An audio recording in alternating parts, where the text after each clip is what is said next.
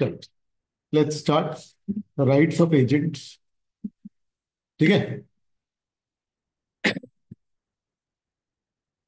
कल तक का जो है वो हो गया था आप लोगों का पक्का, है ना? ठीक है। तो rights of agent, rights of agent मतलब एजेंट के राइट्स क्या क्या है। हम लोगों ने क्या क्या पढ़ लिया था कि एजेंट होता कौन है, अपॉइंट कैसे होता है, कंसिडरेशन नहीं चाहिए होता है, एजेंट के अधिकार इन जनरल क्या होते हैं, इमरजेंसी में बढ़ जाते हैं, सब एजेंट क्या होता है, सब्स्टिट्यूटेड एजेंट क्या होता है, और उनके अपने राइट्स लाइबिलिटीज किसके टुवर्ड्स जिम्मेदारी है, बोलना है, ये सारा कुछ हम लोगों ने किया था। फिर हमने पढ़ा था लाइबिलिटीज ऑफ एजेंट। लाइबिलिटीज मतलब कि जो जिम्मेदारी है ना, किसकी, एजेंट, वो अपन लोगों ने पढ़ा था, है ना? अब जो है अपन लोगों को पढ़ना है राइट्स। तो जैसे जो जिम्मेदारियां मिलती है ना, ऐसे ही कुछ अधिकार भी मिलते हैं। किसको? एजेंट को। आ रहा है समझ में? तो an agent who acts on behalf of principal has specific rights to ensure fair treatment and compensation for expenses or services rendered। भाई अगर उसने कुछ सर्विसेज दी हैं या कुछ भी है, तो उसको उसका मेहनताना मिलेगा ना। तो जो राइट्स हैं वो मिलेंगे ही मिलेंगे। राइट्स नहीं मिलेंगे तो फिर कैसे चलेगा? है कि नहीं? है ना? तो राइट्स बहुत जरूरी है अपना काम निभाने के लिए या जो भी है। सबसे पहले rights of retainer. Agent can retain, जो भी प्रिंसिपल के बिहाफ में पैसा मिला है वो रख सकता है, लेकिन किस चीज के लिए? जो पैसे उसने लगाए उतने पैसे वो उस अमाउंट में से रिकवर कर सकता है जो पैसे उसको प्रिंसिपल के बिहाफ में मिले। मान लो मैंने किसी को एजेंट रखा जो कि मेरे बिहाफ में सेलिंग कर सकता है। मैंने किसी को एजेंट रखा जो मेरे बिहाफ में गुड्स बेच सकता है, तो पैसे भी ले रहा है वो। अब जब पैसे ले रहा है तो मेरे को देगा ना, पर कानून उसको ये अधिकार दे रहा है कि नहीं नहीं तुम अपने पास रख लो, पर सिर्फ किस पैसे के लिए? जो एजेंट ने खर्चे किए। एजेंट ने अगर कुछ खर्चे किए, उसको रिकवर करने के लिए वो क्या कर सकता है, प्रिंसिपल के बिहाफ में जो उसको मिले पैसे हैं वो रोक सकता है। फिर एक्सपेंसेस, जो भी उसने खर्चे किए, तो एक तो एडवांसेस कुछ उधार दिया है, खर्चा किया है, और उसका जो रेम्यूनरेशन, बेसिकली प्रिंसिपल के वाले जो पैसे हैं उनमें से वो ये वाला पैसा काट करके वो प्रिंसिपल को बाकी पैसा वापस करे।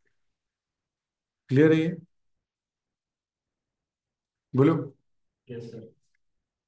है ना? If agent collects money in the name of principal, the agent can deduct what the principal owes them before handing over the balance।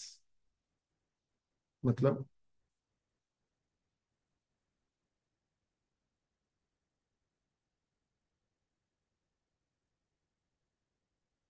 Principal के बिहाफ में अगर उसको पैसे मिले तो एजेंट अपना पैसा उसमें से काट सकता है।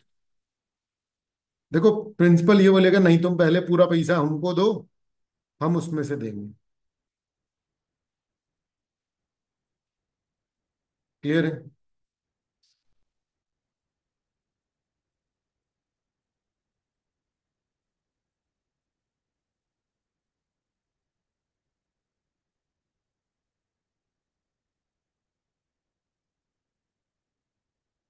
हाँ बेटा।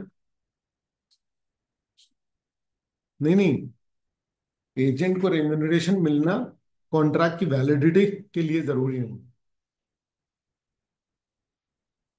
हमने ये नहीं पढ़ा कि एजेंट को रेम्यूनरेशन नहीं मिलता।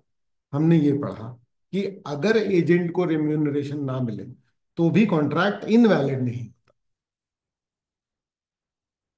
क्लियर है?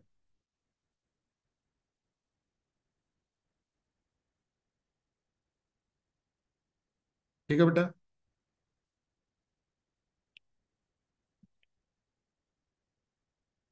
है ना?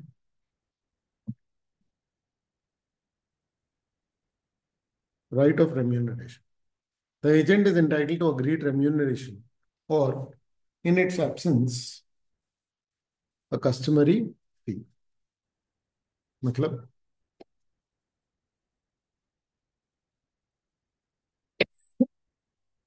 अगर कोई रेम्यूनरेशन तय नहीं हुआ है, आमतौर पर जो रेम्यूनरेशन दिया जाता है वो मिलेगा, और नहीं तो जो अग्री किया गया है वो रेम्यूनरेशन मिलेगा। हम पढ़ रहे हैं अधिकार किसके? एजेंट। तो अगर रेम्यूनरेशन अग्री हुआ है या नहीं भी हुआ है, मना नहीं है, तो नहीं हुआ है तो उसको रीजनेबल मिल जाएगा जो भी होता है। क्लियर है?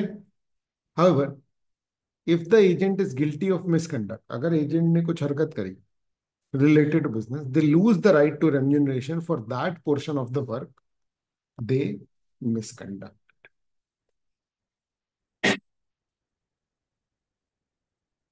समझे क्या बोल रहे हैं?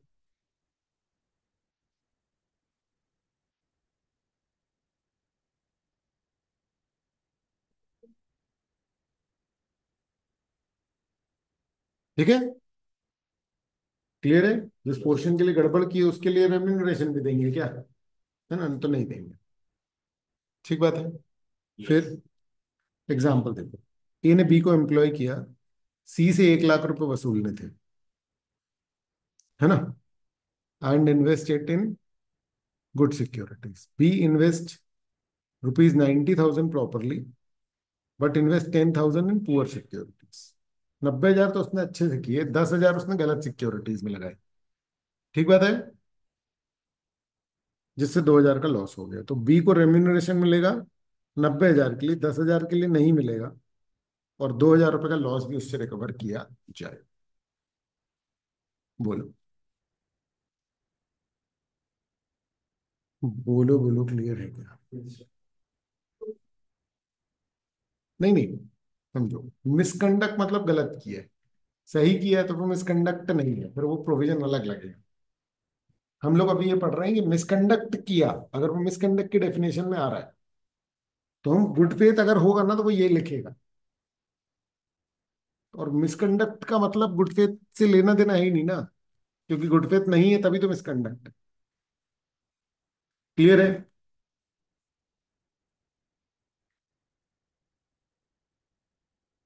ए hires B to recover 1 lakh from C, but due to B's misconduct the amount is never collected.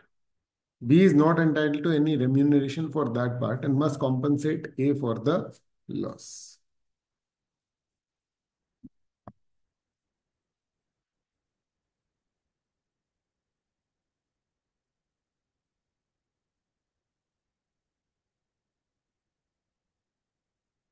ठीक है?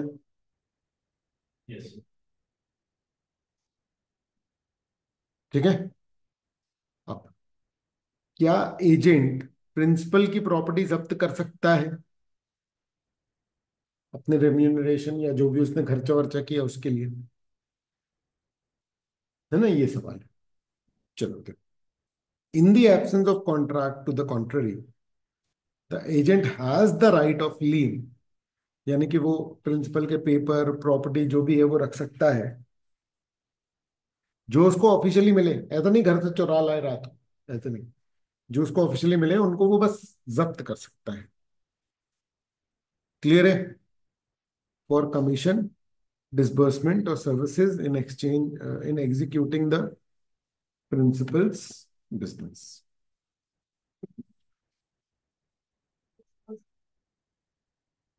बांटना देना मतलब जो भी उसने खर्चा किया।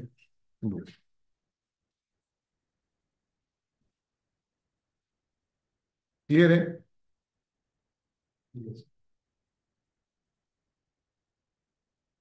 ठीक है बेटा। Conditions, the sum must be lawfully due to agent. इसका मतलब एजेंट उस पैसे के लिए एजेंट की प्रॉपर्टी रोक सकता है जो उसको लॉफुली मिलना है। समझ आ रही है बात? बोलो।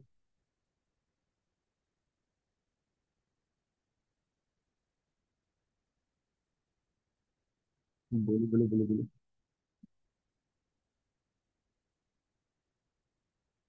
हम्म? मतलब कुछ इलीगल नहीं किया है और उसको प्रॉपरली मिलने वाला था। ऐसा नहीं कि कुछ भी रैंडम पैसा जो उसको लेना है, वो लॉफुली अगर उसको कुछ पैसा लेना है, उस पैसे के लिए वो प्रिंसिपल की प्रॉपर्टी को रोक सकते हैं। क्लियर है? ठीक है। The goods must belong to the principal. अब ये नहीं कि प्रिंसिपल के पास किसी और के गुड्स पड़े तो तुमने वही रख लो। तुम किसके गुड्स रख लोगे? प्रिंसिपल के। समझ में आ रहा है? और वो गुड्स तुम्हारे पास प्रॉपरली आए हैं।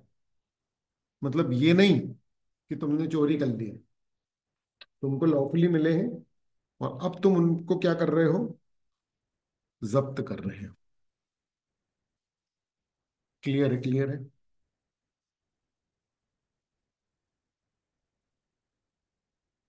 हाँ।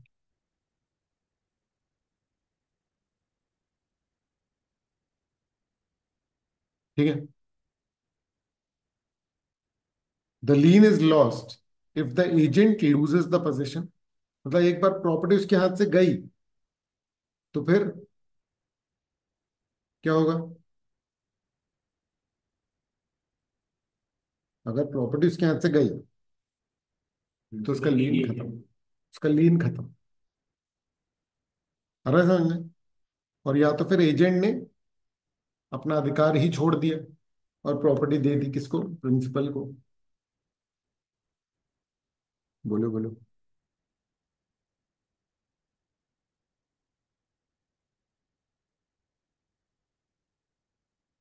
बोलो बोलो। ठीक है ना? और या तो एक जो कॉन्ट्रैक्ट हुआ था उनके बीच में, उसमें क्या था? ये डिसअलाउ। जो कॉन्ट्रैक्ट हुआ था उनके बीच में वो क्या था? उसमें वो क्या था? डिसअलाउ। क्या ही क्लियर है?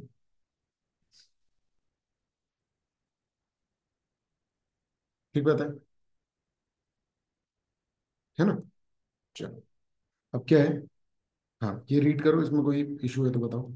Sir agent legal position of the property. Agent ने प्रॉपर्टी छोड़ दी तो प्रॉपर्टी जब्त खत्म। देखो, जब तक तुम्हारे पास है प्रॉपर्टी तब तक क्या है? लीन का अधिकार है कि प्रिंसिपल के पैसे बचे हैं, हम ये नहीं देंगे जब तक पैसे नहीं मिले। और तुमने दे दिया तो अब वापस से नहीं ले सकते। उसने जबरदस्ती ले ली। जबरदस्ती नहीं ले सकते ना। वो फिर लीन का अधिकार नहीं है। जबरदस्ती लेने का अधिकार नहीं है। नहीं आया समझ में? हाँ।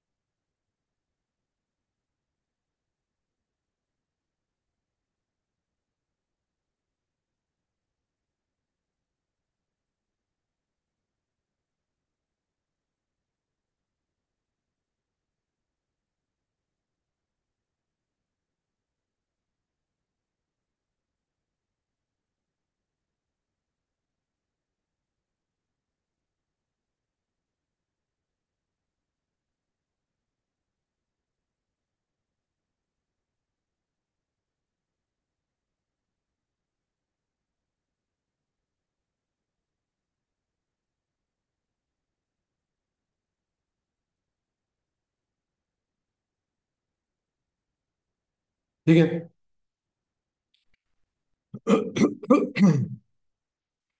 फिर क्या? Right to indemnity. इंडेमनिटी मतलब लॉस की भरपाई। ठीक है। एजेंट जो है उसने अगर कुछ भी खर्चा किया है या अगर उसका कुछ भी नुकसान हुआ है तो वो पैसा वो किससे रिकवर कर सकता है? प्रिंसिपल से। एजेंट ने जो भी लॉफुल एक्ट्स किए उस पैसे के लिए प्रिंसिपल जो है वो इंडेमनिफाई करेगा किसको? एजेंट को।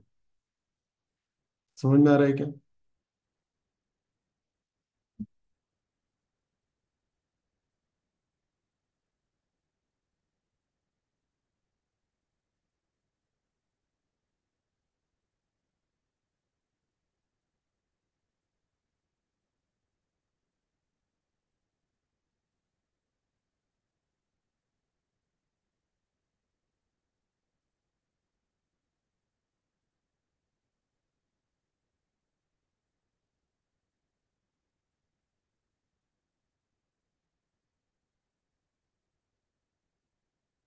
ठीक है। A living in Delhi instructs B in Mumbai to sell merchandise, मतलब बी को एजेंट बनाया, ए गुड्स डिलीवर करना ही रह गया उससे, और बी को इस चक्कर में कॉन्सिक्वेंसेस झेलने पड़े बाहर से। तो ऑब्वियस सी बात है, ये गलती किसकी है? ठीक तो क्या होगा? मतलब ए कौन है, प्रिंसिपल है कि एजेंट है? है। प्रिंसिपल है। ए भरेगा, ए इंडेमनीफाई करेगा लीगल कॉस्ट। बोलो, है ये क्लियर?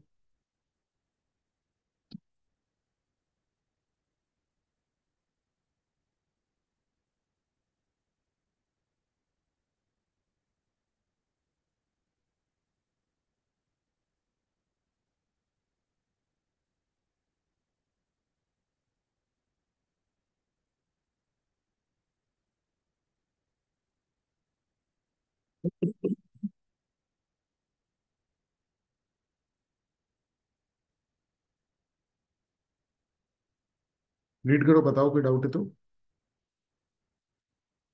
क्लियर है? अब एजेंट ने जो भी एक्ट करें गुड फेथ में, है ना, प्रिंसिपल के इंस्ट्रक्शंस के हिसाब से, अगर उससे कोई भी लॉस हुआ तो वो एजेंट का थोड़ी है, वो लॉस किसका है? प्रिंसिपल का। अगर एजेंट ने मिसकंडक्ट किया है वो अलग मैटर है, लेकिन अगर उसने नॉर्मली सारी चीजें गुड फेथ में करी हैं, तो फिर भले लॉस हो जाए, वो लॉस किसका होगा बेटा? प्रिंसिपल।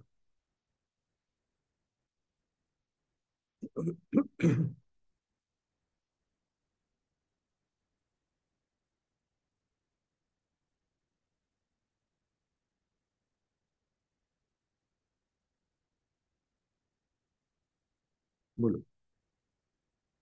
ठीक है। P directs A to sell goods that turn out to be not P's property. A, sued by the real owner, can demand indemnity from P. बोलो।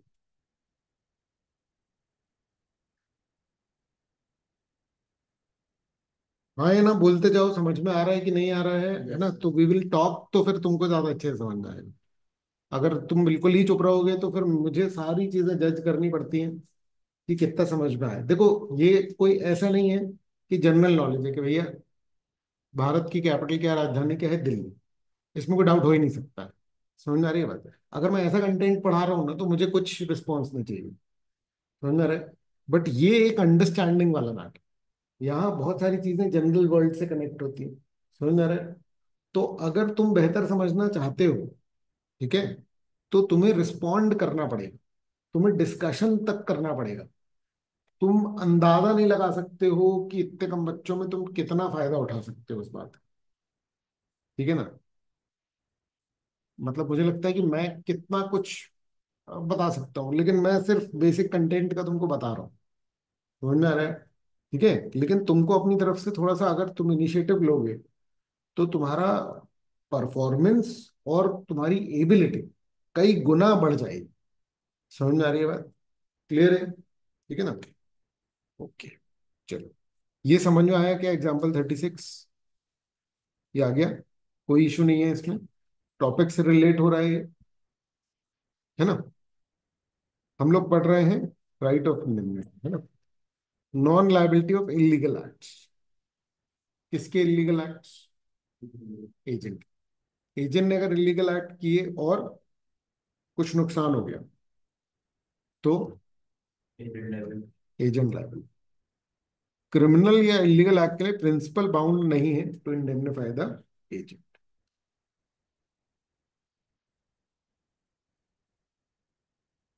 आ रहा है समझ में?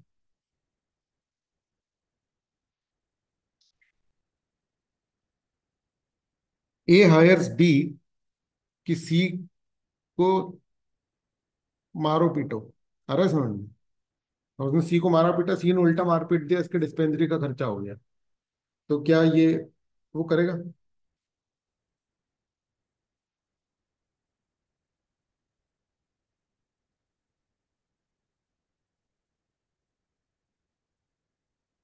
Non liability for illegal and non liability principal की। Principal की liability नहीं रहेगी। अगर एजेंट ने इलीगल एक्ट किया तो। यस। हम बेसिकली ये टॉपिक पढ़ रहे हैं कि एजेंट का जो भी खर्चा वर्चा होगा वो प्रिंसिपल भरेगा, but not if the acts are illegal. A instructs B to publish a defamatory statement, है ना। बेटा इसको ना लाइबेल बोलते हैं, अगर इस नाम से आए। मॉड्यूल में लाइबेल के नाम से लिखा हुआ है, इसलिए ध्यान रखना। Defamatory statement.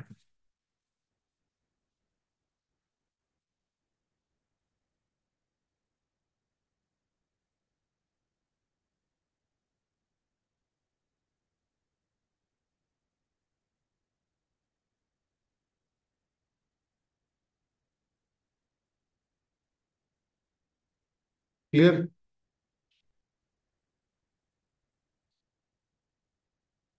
ठीक। फिर अगर प्रिंसिपल ने मान लो नेग्लिजेंस दिखाया,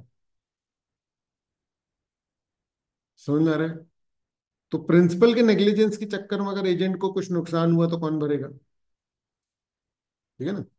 ए hires B to build a house but sets up faulty scaffolding, B hurt हो गया due to poor scaffolding, A must compensate B for that injury. वो लिफ्ट ढंग से नहीं लगाई इसने, इसके चक्कर में नुकसान हो गया। रीड कर लो।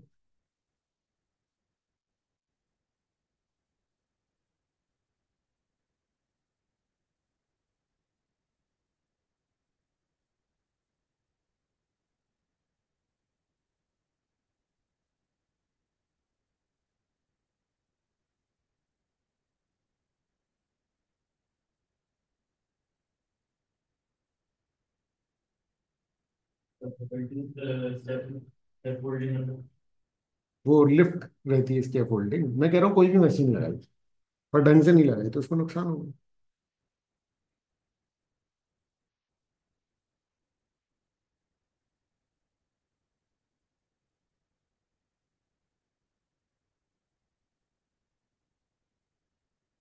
क्लियर है।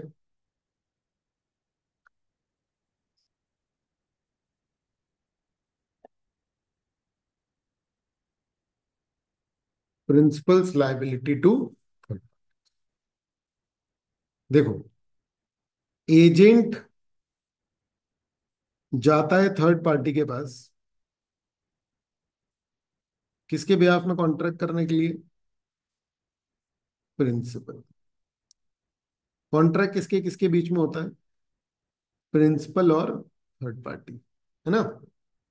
देखो, when an agent acts within the scope of authority or on behalf of the principal, any resulting liabilities, obligation or contract are legally binding on the principal, not on the agent। बोलो।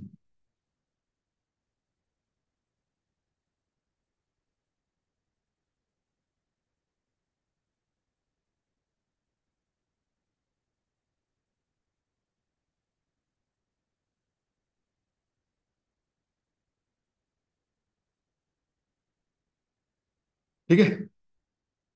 The agent typically incurs no personal liability unless there is contract to the contract।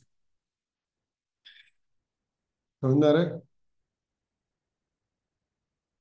मतलब अगर agent ने अपनी authority में काम किया है, ठीक है, तो कोई भी उससे लाइबिलिटी, ऑब्लिगेशन, लीगली बाइंडिंग कुछ भी आता है तो उसकी सारी की सारी जिम्मेदारी किसकी है बेटा? प्रिंसिपल।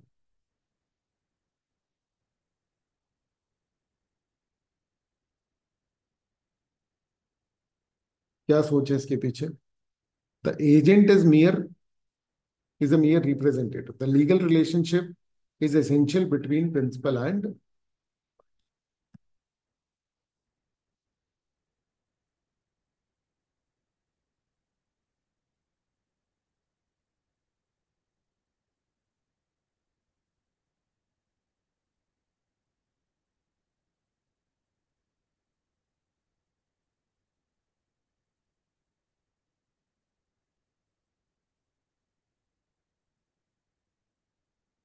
ठीक।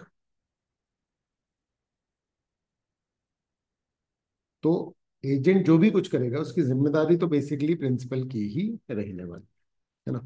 अब principal's liability for acts of agent, the principal is bound by the acts of agent, जो कि एजेंट की अथॉरिटी में आते हैं। प्रिंसिपल बाउंड होगा उन एक्ट्स के लिए जो एजेंट की अथॉरिटी में आते हैं। Example, A purchases goods from B, है ना। B is an agent but unaware of the principal's identity. मतलब ए ने बी से गुड्स खरीदे, बी एक एजेंट है, ये उसको पता है, किसका नहीं पता।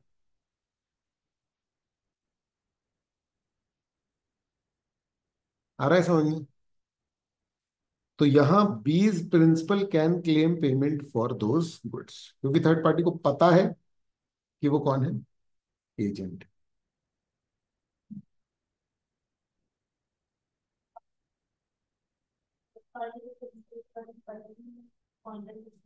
नहीं नहीं, कॉन्ट्रैक्टिंग पार्टी थर्ड पार्टी है और प्रिंसिपल है। टर्म्स तो एजेंट ने बता ही दिए ना। नहीं आया समझ में।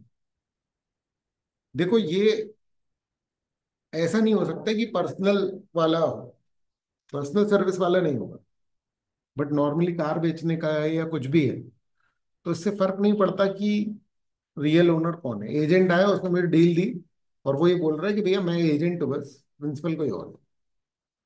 मुझे तो कॉन्ट्रैक्ट से मतलब है ना। आ रहा है समझ।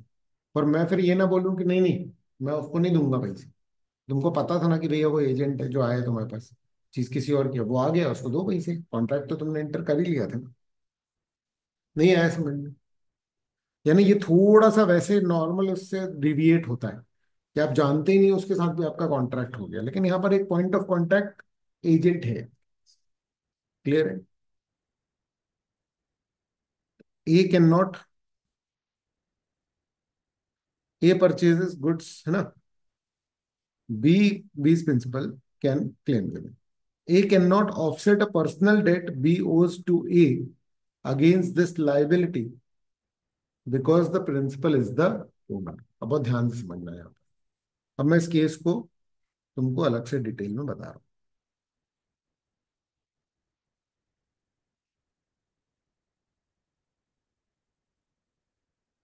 पूरी स्टोरी सुनो इस केस की।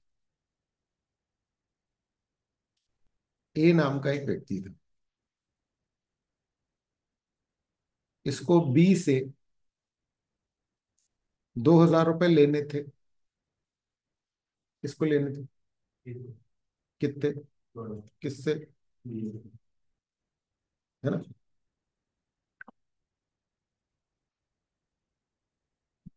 आर नाम का एक बंदा है जो कि बी से बोल के ए को गुड्स बिकवा रहा है। ए जो है वो किससे डील कर रहा है, बी से, पर ए जानता है कि B is an agent.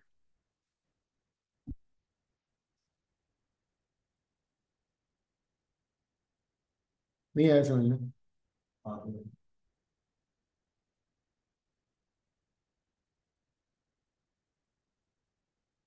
B ने ए को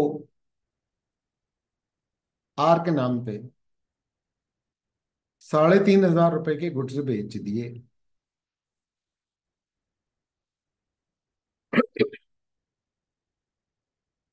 अब ए जो है ना बेटा, ए कह रहा है हे बी, मैं तुम्हें मात्र 1,500 रुपए दूंगा, मैंने 2,000 सेट ऑफ कर लिए।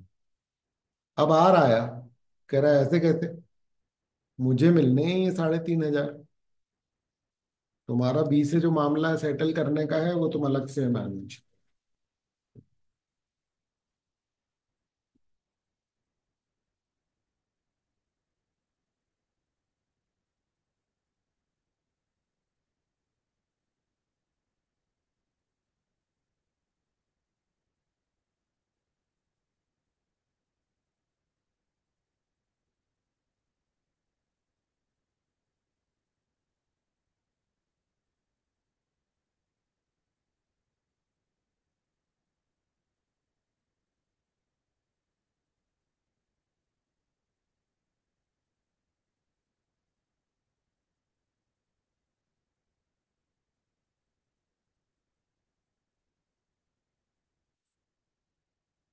लेकिन पहले आपने बताया था शायद कि ए प्रिंसिपल था, ए ने बी को तोड़ दिए थे।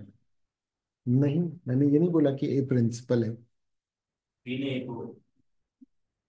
अरे,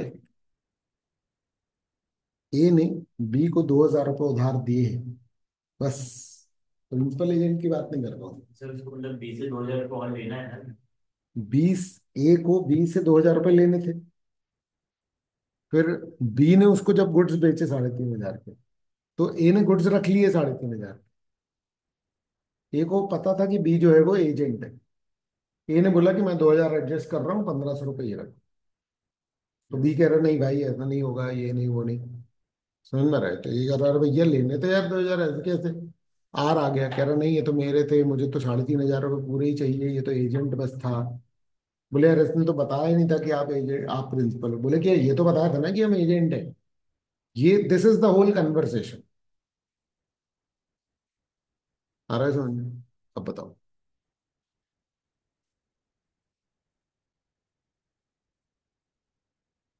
कर सकता है कि नहीं कर सकता वो सेट ऑफ? नहीं कर सकता, क्योंकि ए का बी के साथ जो कॉन्ट्रैक्ट है वो अलग है। यहां इस ट्रांजैक्शन में ए का जो ट्रांजैक्शन है वो बेसिकली किसके साथ हो रहा है? आर के साथ। तो आर के साथ वाले ट्रांजैक्शन में पैसा देते समय वो बी के साथ वाली लाइबिलिटी को एडजस्ट नहीं कर सकता। नहीं आया समझ में? इंपॉर्टेंट है, नोट कर लेना। ठीक है। A can not set of, अब इसको रीड करो, शायद ये तुम्हारे लिए अब बेहतर समझ में आएगा। A can not set off a personal debt from B. Example लिख लो, ज्यादा है तो।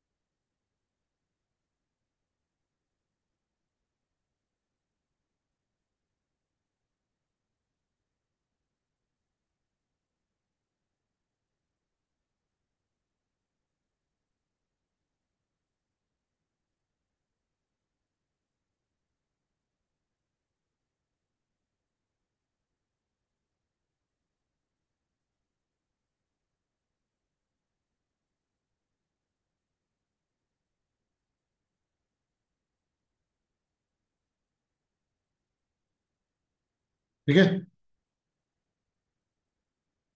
हो गया रिलेट? कोई समस्या है ना? A is B's agent to receive money. A agent है बी का, बी के बिहाफ में पैसे मिल रहे हैं। ए को सी से पैसे मिले,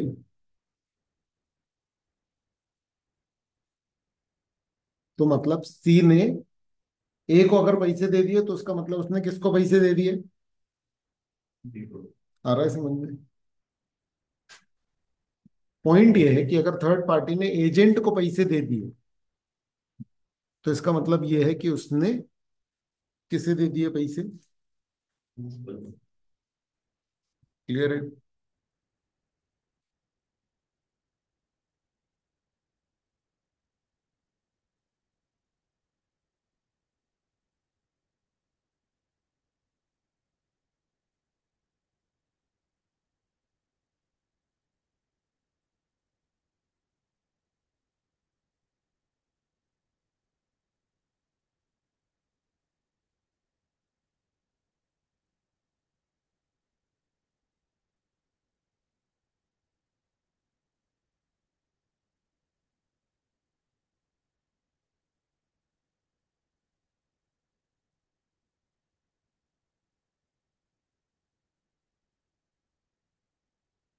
principles liability when agent exceeds authority. अगर एजेंट ने अपनी अथॉरिटी एक्सीड करी तो क्या प्रिंसिपल लायबल होगा? अब देखो, अगर एजेंट अपनी अथॉरिटी को एक्सीड करता है, समझ रहे हैं, और ऑथराइज और अनऑथराइज पार्ट जो है वो बाइफरकेट हो सकता है, तो the principal is only bound by the authorised portion. Clear है?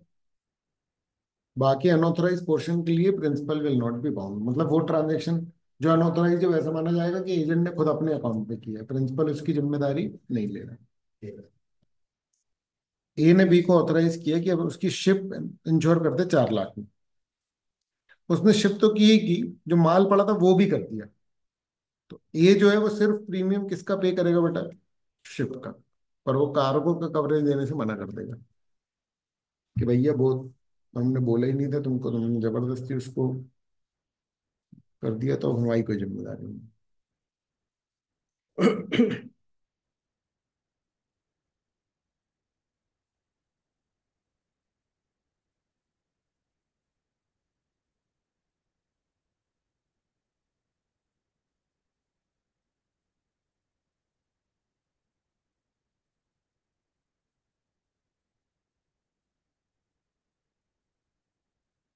ठीक है।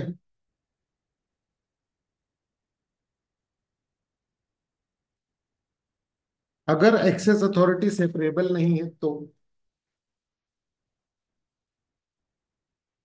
अगर एक्सेस अथॉरिटी सेपरेबल नहीं है तो पूरा का पूरा एक्ट बाहर हो जाएगा प्रिंसिपल के दायरे से। मतलब कि principal will not be liable.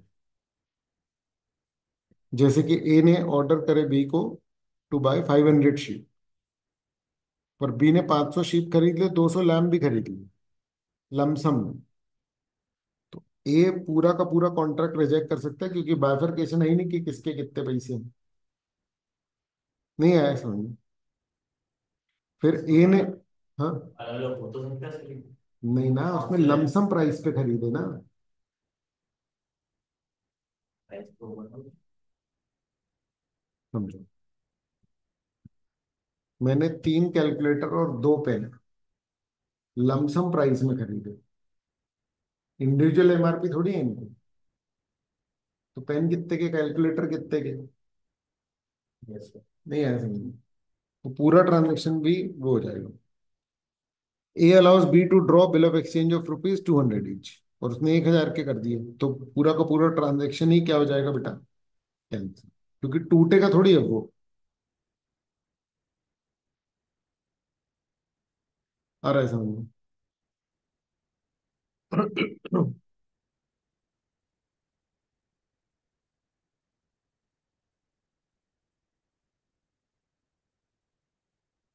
Exception, principal bound हो जाएगा अगर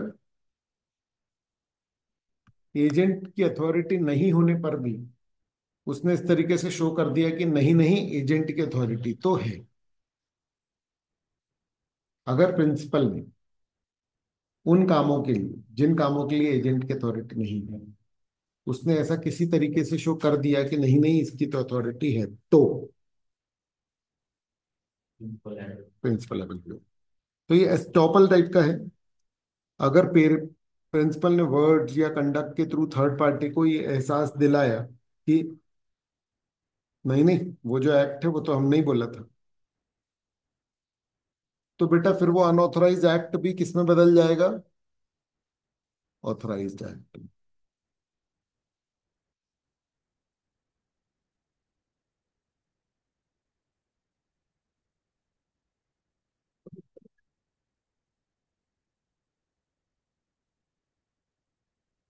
ये ने गुड्स भेजे बी को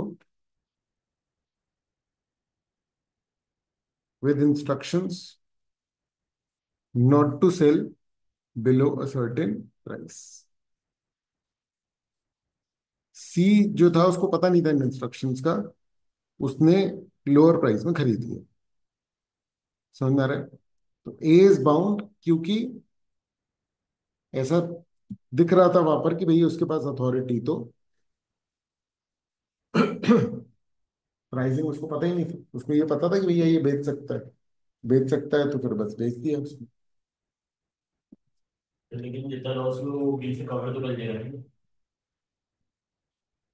हाँ मतलब ए ने, भाई ए जो है वो अपने एजेंट से तो बोलेगा। अभी हम लोग पढ़ क्या रहे हैं, टॉपिक क्या चल रहा है? थर्ड पार्टी के टुवर्ड्स प्रिंसिपल बाउंड होगा या नहीं होगा?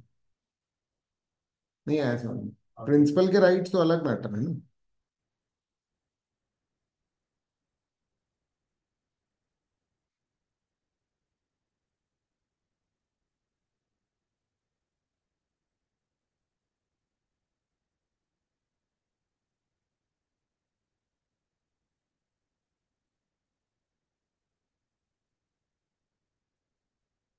ठीक है।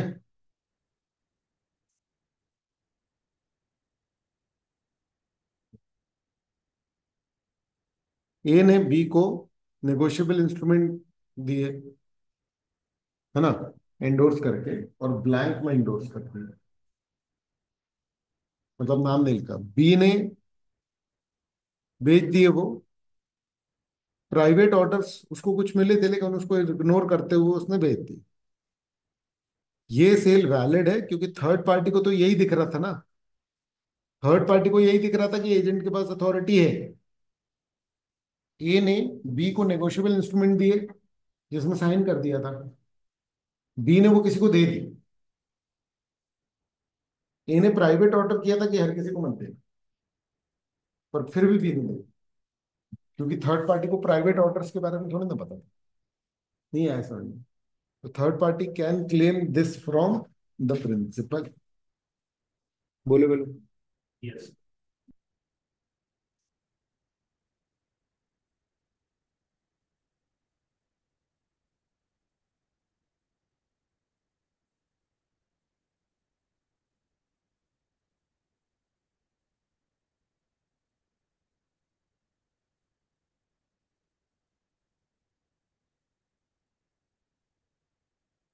कॉन्सिक्वेंसेज ऑफ नोटिस और इंफॉर्मेशन टू एजेंट।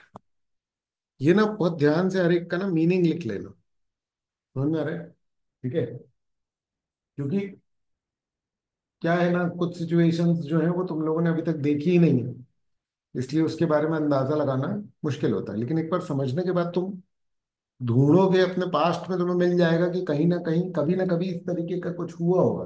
अपन ने किसी दोस्त से बोला कि तुम ये कर देना, फिर लड़ाई हो गई कि अरे हमने ऐसा थोड़ी बोला था, अरे हमने वैसा थोड़ी बोला था। समझ में आ रहा है? टीचर ने कुछ लाने बोला, फिर प्रिंसिपल तक बात हो गई, टीचर बोल रहे कि अरे हमने उसको ये नहीं बोला था, ये ऑथराइज था, ये अनऑथराइज था। आपको कुछ ना कुछ मिल जाएगा। समझ रहे कि मम्मी ने कुछ बोला, फिर पापा बोले कि अरे ये नहीं करवाना था, तो बोले अरे हमने थोड़ी किया, मम्मी ने बोला था, बोले अरे हमने ऐसा करने थोड़ी बोला था तुमको। ये सब पॉइंट समझ में आ रहा है? तुम रिलेट कर सकते हो उसको। ठीक है। अच्छा, अगर कोई एजेंट है तो एजेंट को अगर कुछ भी बताया तो ऐसा मान लिया जाएगा कि वो बात किसे बता दी गई है? प्रिंसिपल को। एजेंट को बताया मतलब प्रिंसिपल को बताया। एनी नोटिस गिवन टू या information given to agent is treated as given to principal. Receive का भी होगा, है ना? समझे पॉइंट? एजेंट को अगर तुमने कुछ बताया तो तुम ये मान के चल लो कि प्रिंसिपल को तुमने बता दिया है।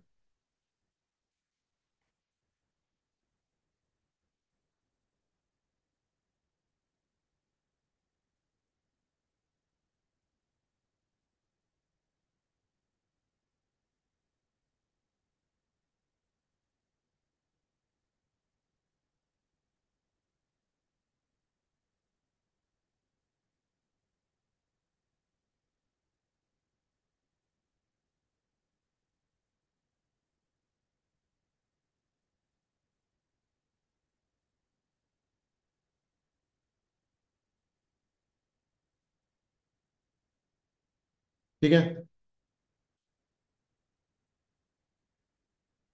ए ने बी को एम्प्लॉय किया सी से गुड्स खरीदने के लिए। ए कौन है? प्रिंसिपल। बी कौन है? एजेंट। सी थर्ड पार्टी, है ना? बी को ये पता चला, बी लर्न्स मतलब बी को पता चला कि एक्चुअल ओनर उसका कौन है? डी। पर ए को ये बात नहीं पता है। अब लेकिन देखो, एजेंट को पता लग गई मतलब ओनर नहीं, principal. B's knowledge is attributed to A, so A cannot treat the goods as if they belong to C.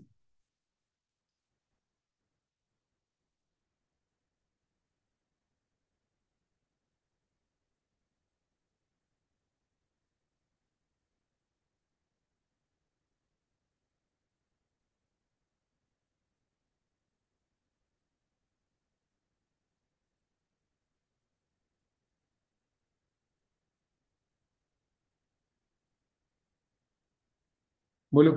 Yes. ठीक है ना। अब अगर एजेंट ने फ्रॉड किया या मिसरिप्रेजेंटेशन किया, तो प्रिंसिपल लायबल होगा या नहीं होगा, है ना। पॉइंट है कि अगर उसने ऑर्डिनरी कोर्स ऑफ बिजनेस में फ्रॉड या झूठ बोला, मिसरिप्रेजेंट किया, तो प्रिंसिपल लायबल हो जाएगा। देखो, any misrepresentation of fraud by the agent in the course of agency is treated, कि भैया वो किसने किया है वो हरकत, प्रिंसिपल ने। याद रखना, इलीगल नहीं होना चाहिए। झूठ बोलना इज नॉट इलीगल। कोई स्कैम नहीं कर दिया उसके साथ, झूठ बोला है बस। वो झूठ बिलोंग किसको करेगा, प्रिंसिपल को, अगर वो in the course of business है। जैसे मान लो वो प्रोडक्ट बेच रहा था प्रिंसिपल का, तो प्रोडक्ट के बारे में उसने कुछ एक्स्ट्रा झूठ बोला, दिस झूठ विल बिलोंग टू प्रिंसिपल, मतलब कि the third party can cancel the contract, thus possibly avoiding or affecting the contract with third parties. But if the agent commits fraud in the matter outside the scope of authority, it does not bind the principal.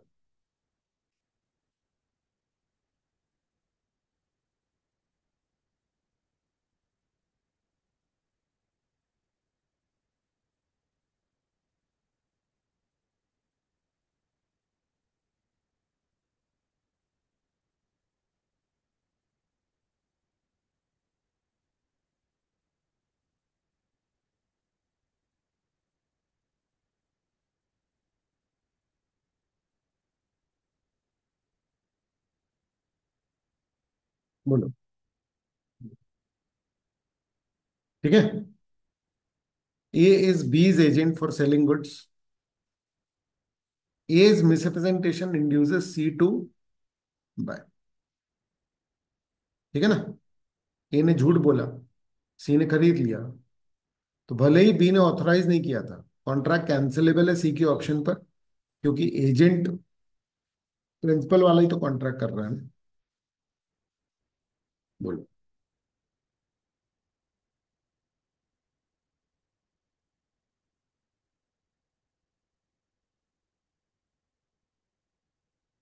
Clear है ये?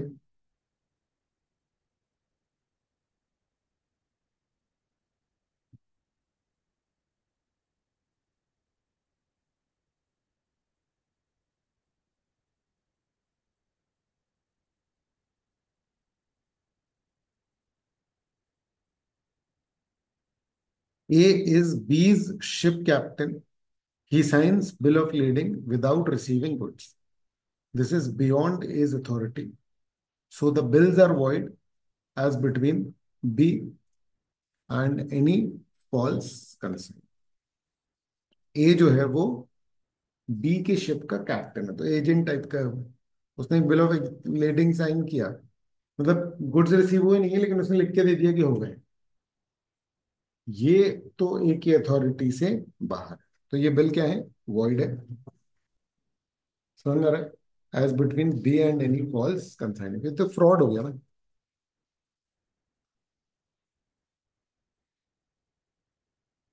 आया समझ। Liability की बात नहीं है, point ये है कि अ, नहीं, बी शिप है ना, हाँ, तो बी लाइबल नहीं होगा। प्रिंसिपल की लाइबिलिटी देख रहे हैं अपन टुवर्ड थर्ड पार्टी।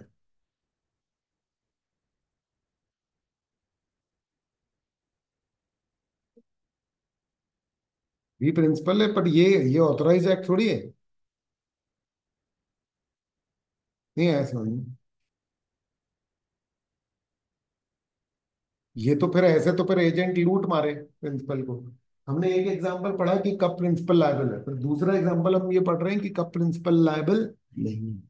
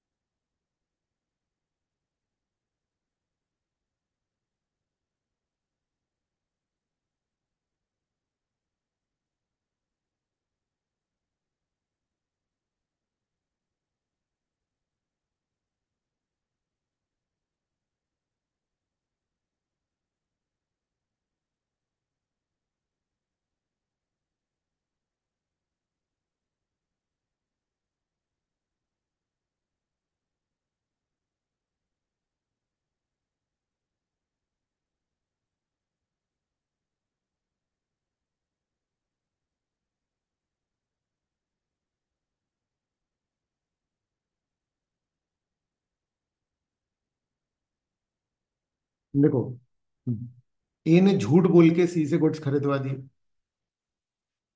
ए जो था वो एजेंट था बी का। तो अब सी के लिए कैंसिलेबल है कि नहीं है ये कॉन्ट्रैक्ट? और कैंसिलेबल है टुवर्ड्स द प्रिंसिपल।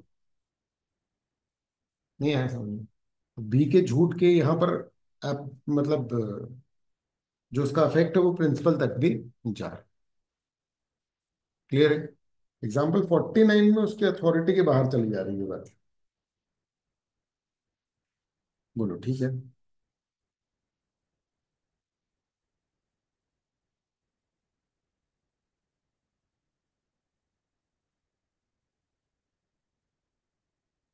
फिर क्या है?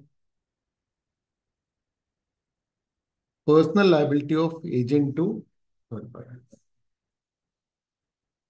एजेंट थर्ड पार्टीज को कब पर्सनली लायबल होगा? जनरल रूल यही है कि एजेंट थोड़ी ना लायबल होता है। किसको? थर्ड पार्टी को। एजेंट लायबल नहीं होता थर्ड पार्टी को पर्सनली। क्लियर है? No personal obligation.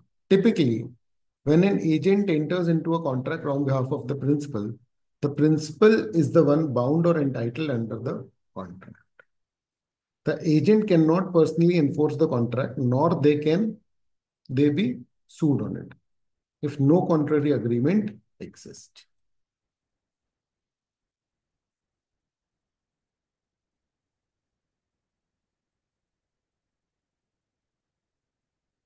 ठीक है?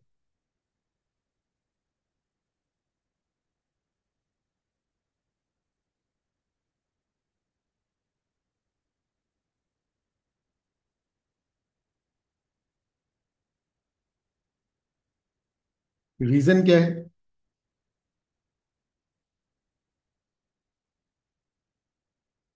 एजेंट बस रिप्रेजेंटेटिव है। There is usually no privity of contract and no exchange of consideration between the agent and third party.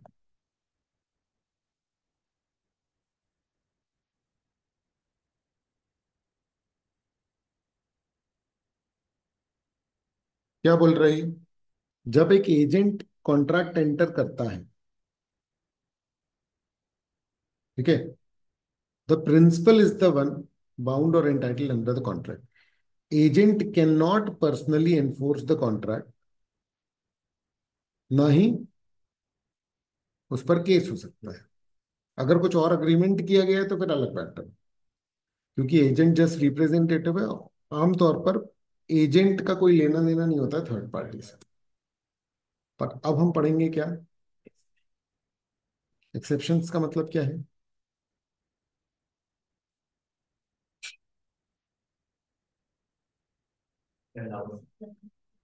कि एजेंट कब पर्सनली लायबल रहेगा। यानी आमतौर पर तो एजेंट पर्सनली लायबल नहीं होता, पर कब रहेगा ये। पहला, फॉरेन प्रिंसिपल के केस में,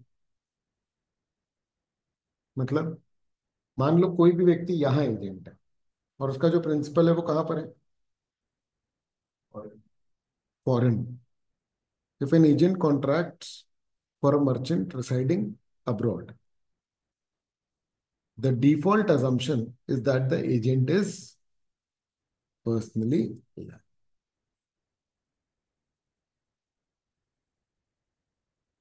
क्लियर है। इसके पीछे थिंकिंग ये है कि क्या होता है ना कि फॉरेन वाले को अपन पकड़ नहीं सकते हैं, इसीलिए अपन लोग किसको जिम्मेदार ठहरा रहे हैं यहाँ पर, एजेंट। क्योंकि हमारे देश के कानून दूसरे वहां तो लगेंगे नहीं वैसे।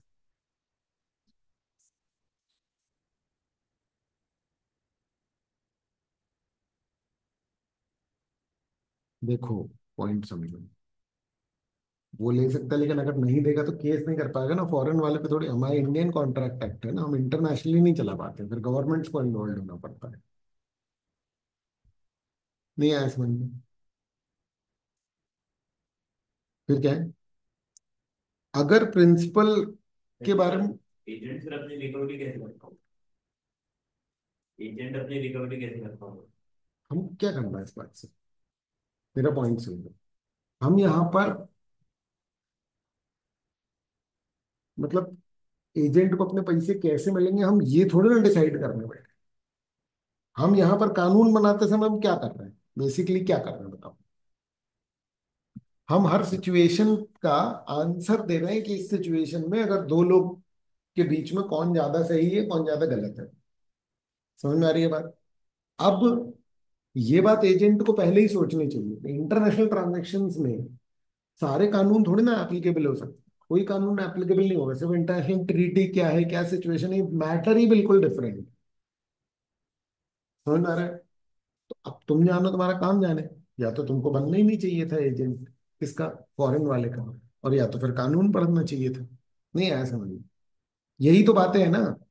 भाई कोई व्यक्ति, कल को तुम चार्टर्ड अकाउंटेंट बनोगे, तुम्हारे पास कोई आएगा बोलेगा अरे यार वो ऐसा ऐसा है, बाहर वाला बंदा जो है वो कुछ बेच रहा है, वो बोल रहा है एजेंसी दे रहा है, बहुत बढ़िया काम है, कमीशन भी कम है।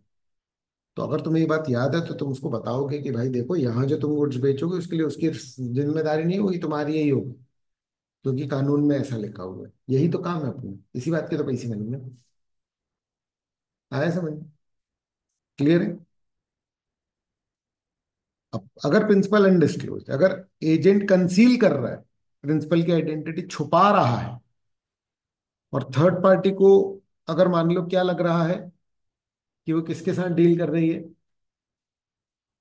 वो जिससे डील कर रही है वो एजेंट नहीं है, वो प्रिंसिपल है, तो हाँ कानून के हिसाब से वही प्रिंसिपल है, वो पर्सनली लायबल हो जाएगा। क्लियर है।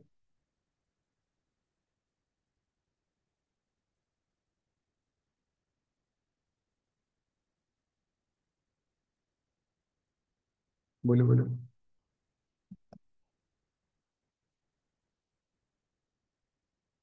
फिर नॉन एग्जिस्टेंट और इनकॉम्पिटेंट प्रिंसिपल।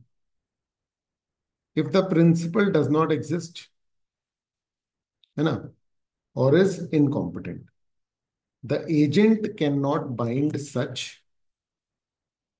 प्रिंसिपल।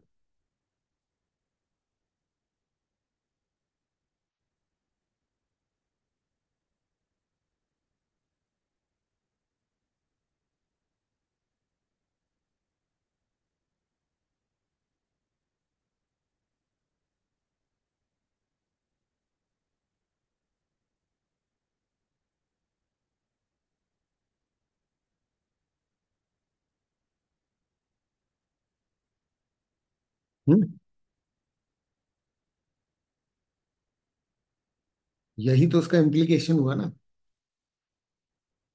कि माइनर जो है वो प्रिंसिपल नहीं हो सकता है। अगर फिर भी तुमने माइनर के बेहाफ में कॉन्ट्रैक्ट किया तो क्या होगा, तो फिर तुम ही रिस्पॉन्सिबल हो, तो फिर माइनर रिस्पॉन्सिबल नहीं, है ना। कोई भी बंदा जो माइनर का एजेंट बन के काम कर रहा है तो माइनर पे तो केस हो ही नहीं सकता, तो वो पर्सनली लायबल हो जाएगा। हाँ, अगर दूसरी पार्टी को भी पता है कि वो माइनर के साथ कॉन्ट्रैक्ट कर रहा है तो फिर नहीं, क्योंकि फिर तो वो भी गलत कर रहा कहला ना। नहीं ऐसा नहीं। हाँ भैया।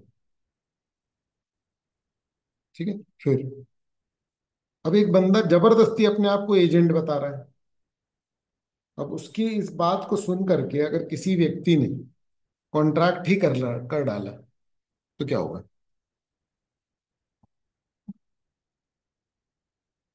कोई व्यक्ति अपने आप को क्या बता रहा है? एजेंट, जबकि वो है नहीं। अगर इसकी बात सुन के किसी ने कॉन्ट्रैक्ट कर लिया तो क्या होगा? तो अब अगर उस फर्म ने नहीं निभाया ना कॉन्ट्रैक्ट, तो बेटा इस प्रिटेंडेड एजेंट को अपन क्या मान के चलेंगे फिर? प्रिंसिपल। Actual agent. हाँ, मतलब उसी से रिकवरी करेंगे, क्योंकि उसके कहने पर ही ये कॉन्ट्रैक्ट जो है वो। बोलो।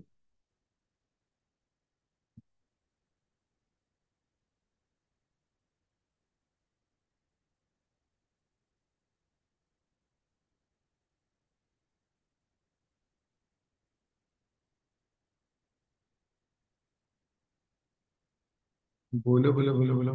ये देखो। आया नहीं आया समझ में?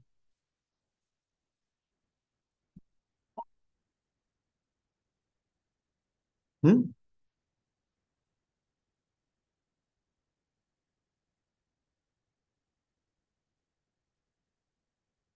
If someone falsely claims to be an agent, पर वो है नहीं, और जो जिसको वो प्रिंसिपल बता रहा है उसने बोला कि भाई हमारा नहीं है ये एजेंट, तो क्या होगा? एजेंट लेवल होता है। Agent liability.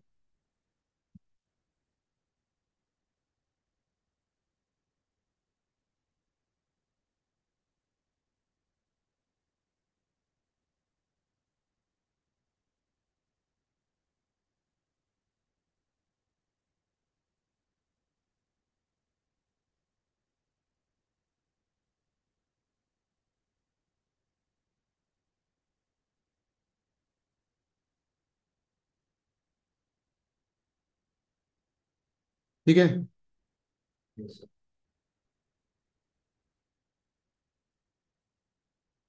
एजेंट ने अगर अपनी अथॉरिटी एक्सीड करे तो फिर क्या होगा? इंस्टीट्यूट का भी लेवल। वो पर्सनली लायबल हो जाएगा। हम ये वो सारी चीजें पढ़ रहे हैं जहां पर। थर्ड पार्टी का लेवल। ठीक है, रीड कर लो अभी सारे पॉइंट्स।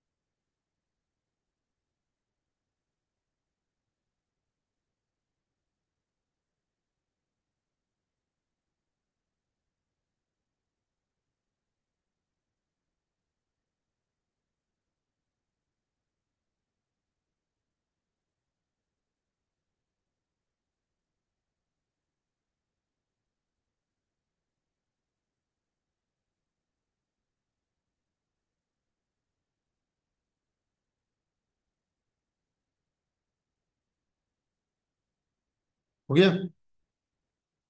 अब थर्ड पार्टी के क्या राइट्स हैं इन सिचुएशंस में, है ना। चलो, सबसे पहले, अगर कॉन्ट्रैक्ट किया है किसने, कॉन्ट्रैक्ट्स बाय अनडिस्क्लोज्ड लिमिट, ठीक है।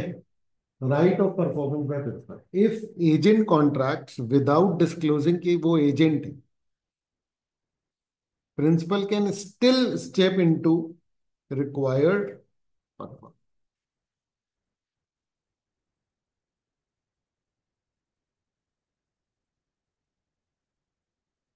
ये बहुत डिफरेंट है, ध्यान से समझो। एक बंदे ने तुम्हारे साथ कॉन्ट्रैक्ट किया और वो क्या था, एजेंट। पर उसने बताया नहीं तो एजेंट है।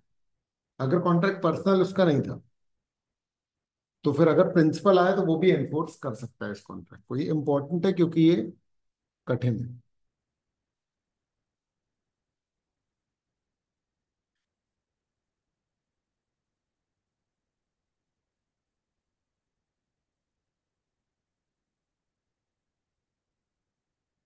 अरे समझ में, सर एनफोर्स तो प्रिंसिपल ही रहेगा। अरे उसने बताया ही नहीं था कि वो एजेंट है।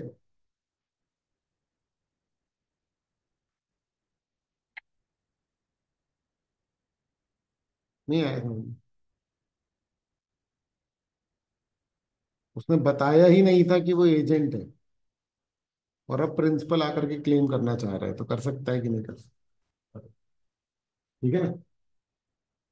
बट थर्ड थर्ड पार्टी को उतने ही राइट्स मिलेंगे जितने कि एजेंट के पास, उससे ज्यादा नहीं मिलेंगे।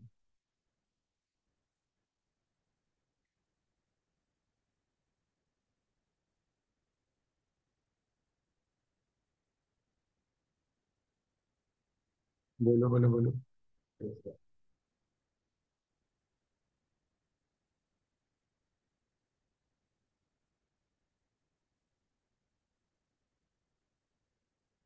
फिर दूसरा क्या है, क्या पढ़ रहे हैं अपन लोग, थर्ड पार्टी का राइट।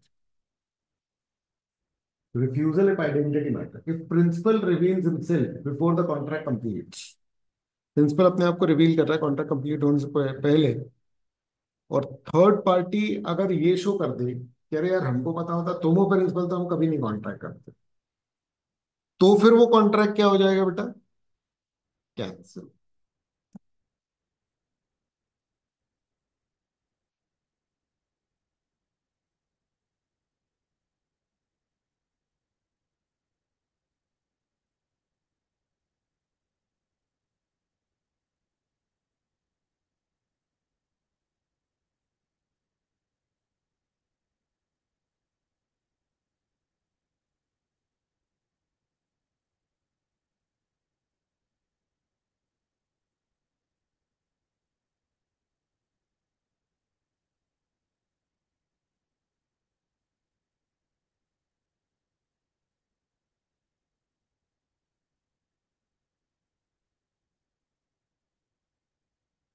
ठीक है, एग्जाम्पल देखो। SS purchased an IPL ticket from AB because the stadium wouldn't sell it to SS. SS ने आईपीएल की टिकट खरीदी, लेकिन उसने पता क्या किया, किसी दूसरे बंदे को लगाया। आ रहा है सर, एबी से खरीदवाई उसने, है ना। लेकिन जैसे ही एसएस का वो पता चला कि अच्छा ये है, तो क्या हुआ, स्टेडियम वाले बोले कि अरे हमको बता दो, तुम खरीद रहे हो तो हम तो इसको भी नहीं देते, तो वो कैंसिल कर सकते हैं इस कॉन्ट्रैक्ट को। बोलो बोलो।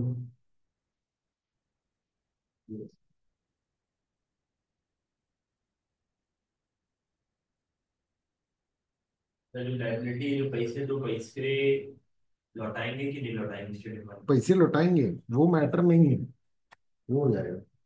अभी ये समझो कि ये कॉन्ट्रैक्ट वैलिड होगा या नहीं होगा, मतलब कि थर्ड पार्टी के राइट्स क्या हैं इन सिचुएशंस, ठीक है। फिर performance with agent supposed as principal, if the principal intervenes after the agent made a contract, अगर एजेंट ने अपने खुद के नाम पर कॉन्ट्रैक्ट किया, आप कौन आ गया? प्रिंसिपल। ठीक है। The principal's right to enforce it is subject to the same defences the third party had against the agent. मतलब तो खुद के नाम से किया मतलब वो एजेंट रहेगी और मतलब नहीं वो नहीं नहीं, प्रिंसिपल। उसने बताया नहीं ना कि वो एजेंट है। देखो देखो देखो, पूरा पढ़ो, ये प्रोविजन पढ़ो पहले। अगर प्रिंसिपल इंटरवीन कर रहा है, एजेंट ने अपने नाम से कर लिया, तो प्रिंसिपल का जो राइट है टू एनफोर्स इट, उसको जो कॉन्ट्रैक्ट किया ना उससे ज्यादा अधिकार नहीं मिलने वाले। क्योंकि अगर जैसे मान लो कि एजेंट ने अपने नाम पर किया, गुड्स तो प्रिंसिपल के ही है ना। नहीं आया समझ में? गुड्स तो प्रिंसिपल के ही मान लो। वो तो वैसे भी नहीं कर सकता ना ट्रांजेक्शन अपने नाम पे। और अगर वो अपने ही नाम पे कर रहा है तो वो फिर अलग मैटर। हम कंटेक्चुअल केस पढ़ रहे हैं, समझ में आ रही है बात? हम हर वो केस नहीं पढ़ रहे कि जहां पर वो अपने नाम पर कॉन्ट्रैक्ट करता है। हम प्रोविजन क्या पढ़ रहे हैं?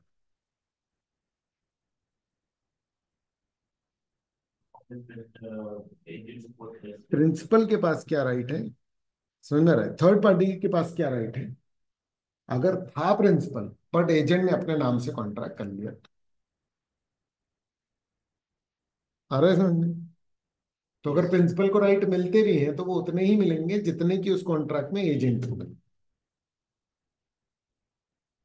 जैसे देखो एग्जांपल देखते हैं। ए के सर पे 50,000 उधार था, उसने 1 लाख का राइस बेच दिया किसको? बी को। ए के सर पे उधार था, उसने 1 लाख का राइस बेच दिया, अच्छा एज एन एजेंट। और उसने बताया ही नहीं कि प्रिंसिपल भी कोई है। अब प्रिंसिपल आया कि अरे यार पैसे दो 1 लाख। आ रहा है समझ? यहां पर बी जो है वो 50,000 ऑफसेट कर सकता है, क्योंकि बी को यही लगा था कि वो प्रिंसिपल।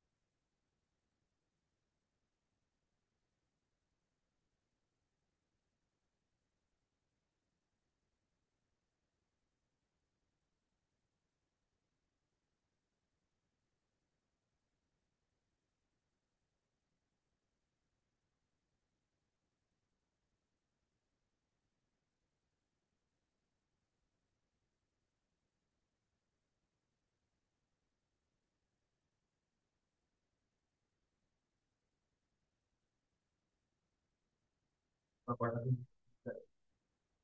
हम्म।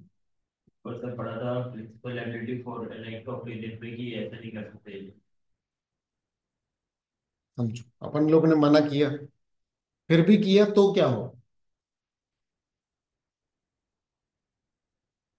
सर चोरी नहीं कर सकते, मना है। करोगे तो क्या होगा वो भी तो बताना पड़ेगा। जैसे मतलब यही पढ़ा था कि मतलब वो 50,000 काट नहीं सकता और 50,000 पूरे देना पड़ेंगे प्रिंसिपल को। अनडिस्क्लोज्ड नहीं था ना, उसने ये नहीं बताया था कि प्रिंसिपल कौन है, पर ये बताया था कि मैं एजेंट हूँ।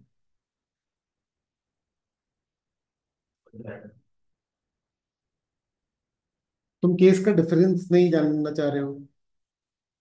तुम केस का डिफरेंस समझ में आ रहा है तुमको कि नहीं आ रहा? मैं कह रहा हूँ 99% सेम है केस। 1% डिफरेंस है कि नहीं है? क्या डिफरेंस है दोनों कॉन्ट्रैक्ट्स में, बताओ? तो सर प्रिंसिपल का नाम बताया था, इसमें प्रिंसिपल का नाम नहीं बताया। तो इसमें वो उसी को क्या समझ रहा है प्रिंसिपल। है ना? और उसमें उसको प्रिंसिपल नहीं पता, लेकिन उसको ये पता नहीं है एजेंट है। इसी डिफरेंस के कारण नहीं तो यहाँ सेट ऑफ करने मिल रहा, वहां नहीं मिल रहा। नहीं आया समझ में? तुम कह रहे हो कि और कोई डिफरेंस तो नहीं है, मैं कह रहा हूँ यही डिफरेंस तो है जिसके कारण ये फर्क आ रहा है। ये क्लियर है? इट्स नॉट लाइक कि भाई 99% केस सेम है, वो बात मेन है ना, कि उसको पता था कि ये एजेंट है और उसको नहीं पता था कि ये एजेंट है, यही तो मेन बात है। क्लियर है?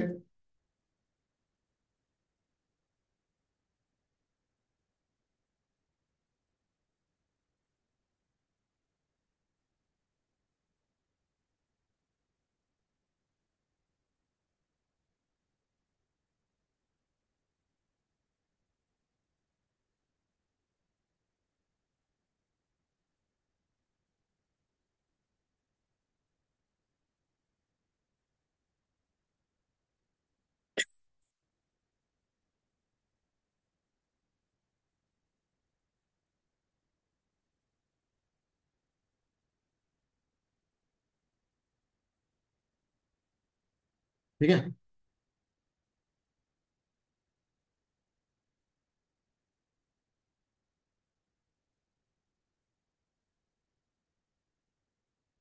इसको खत्म कर लेना। नो, है दम।